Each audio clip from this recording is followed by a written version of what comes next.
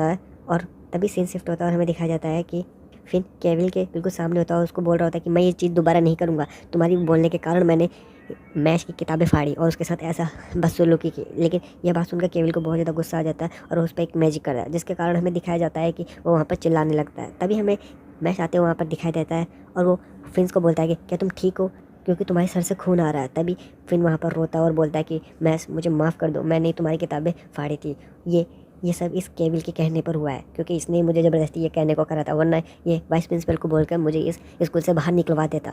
जिसके बाद हमें दिखाया जाता है कि मैस को ये बातें सुनकर बहुत ज़्यादा गुस्सा आता है, लेकिन केवल उसे रोकने की कोशिश करता है और बोलता है कि ये सब झूठ बोल रहा है।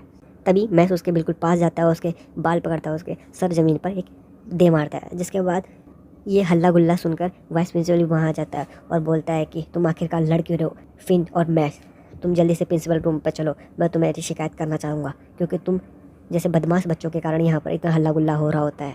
तभी हमें दिखाया जाता है कि मैश उसके बिल्कुल पास जाता है और अपने एक फुट से उसके बिल्कुल मुंह पर एक स्मैश मारता है, जिसके कारण वाइस प्रिंसिपल की ऐसी हालत देखकर वहाँ पर जितने भी और बच्चे होते हैं उनका मुंह खुला का खुला रह जाता है कि कैसे मैश ने वाइस प्रिंसिपल पर हाथ उठाया। तभी हमें दिखाया जाता है कि वाइस प्रिंसिपल उसे कुछ बोलने वाला होता है और उस पर एक मैजिक करने वाला होता है।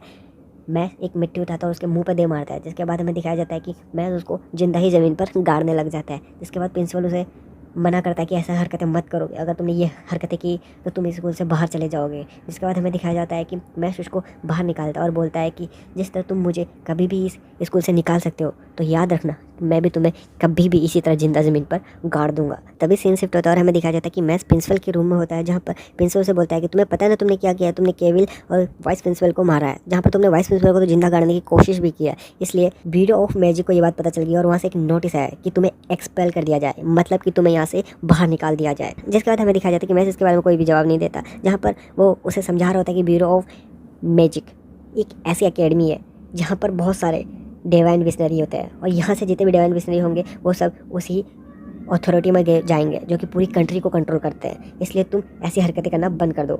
जिसके बाद हमें दिखाया जाता है कि वो उस नोटिस को एकदम से जला देते हैं। वो नोटिस को जलाने के बाद प्रिंसिपल से बताने लगता है कि तुम जैसे लोगों को ये अथॉरिटी दबाना चाहती है, कैसे तुम जैसे लोगों की सेक्रीफाइस करके ये आगे बढ़ती है, क्योंकि मैं भी इस दुनिया के लिए कुछ करना चाहता हूँ, लेकिन मेरे ऊपर जो अथॉरिटी जो भी ये पावर होती है मुझे करने नहीं देती, और तुम जैसे अगर कुछ होते हैं तो ये तुम लोगों का सेक्रीफाइस कर देती है। मैंने बहुत लंबे बाद तुम जैसे कोई देखा है, इसलिए मुझे तुम्हें देखकर बहुत ज़्यादा प्राउड फील होता है और मैं चाहता हूँ कि तुम आगे जाके डिवाइन विशनरी बनो, और मैं ये उम्मीद करता हूँ कि तुम डिवाइन विशनरी ज़रूर बनोगे, क्योंकि इस रोल पर तुम बहुत ज़्यादा अच्छे लगोगे। इसके बाद मैं उससे बोलता है कि आप मुझे ये सब मत बताइए, क्योंकि मैंने इसकी पहले से तैयारी कर रखी है। जिसके बाद ये बातें सुनकर वो प्रिंसिपल बहुत ज़्यादा खुश होता है। तभी हमें दिखाया जाता है कि वाइस प्रिंसिपल उसे बता रहा होता है कि आखिरकार कैसे डिवाइन विशनरी बना जा सकता है। तभी वो बताने लगता है कि तुम्हें क्लास में टॉप करना होगा, तुम्हें हर चीज़ में फर्स्ट आना होगा, क्योंकि डिवाइन विशनरी बनने के लिए ये सबसे ज़रूरी है। तुम्हें गोल्ड, सिल्वर और प्लेटिनम जो कॉइन्स होंगे उसमें सबसे ज़्यादा इकट्ठा करना होगा, स्पेशली गोल्ड को, जहाँ पर हमें दिखाया जाता है कि एक मेडल की तरह होता है कि जो फर्स्ट आएगा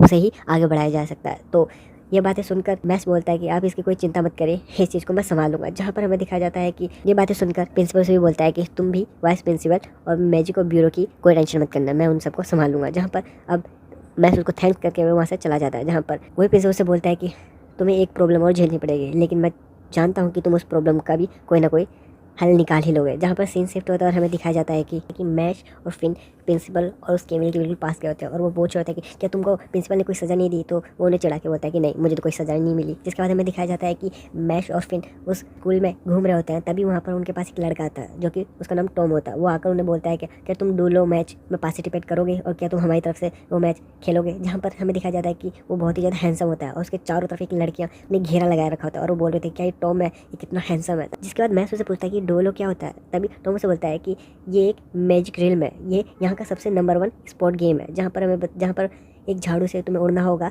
और उसी के अंडर तुम्हें वो गेम खेलना होगा। जहाँ पर वो बोलता है कि मैं कल तुम्हारा इंतज़ार करूँगा और मैं और मेरी पूरी टीम तुम पर भी डिपेंड होगी। जिसके बाद हमें सीन शिफ्ट होता है और हमें दिखाया जाता है कि मैश और टॉम और उसकी पूरी टीम वहाँ पर ग्राउंड में आ गई होती है अपने झाड़ू के साथ। तभी मैश उनको बोल रहा होता है कि मुझे उड़ना नहीं आता, तुम समझ क्यों नहीं रहे हो। तभी टॉम को लगता है ये मजाक कर रहा है और उसे बोलता है कि तुम क्या मजाक कर रहे हो, तुमने एक वर्ल्ड रिकॉर्ड बनाया और तुम बोल रहे हो कि तुम्हें उड़ना नहीं आता। जिसके बाद टॉम और उसकी पूरी टीम उड़ के ऊपर चली जाती है मैच स्टार्ट करने और मैच नीचे ही होता है, जहाँ पर हमें दिखाया जाता है कि वो उड़ नहीं रहा होता है और वहाँ पर जितने भी लोग होते हैं उसके ऊपर कुछ ना कुछ फेंक रहे होते हैं और बोलते हैं कि तुम उड़ क्यों नहीं रहे हो। तभी मैच बोलता है कि मैंने तुम्हें पहले ही कहा था मैं उड़ नहीं सकता।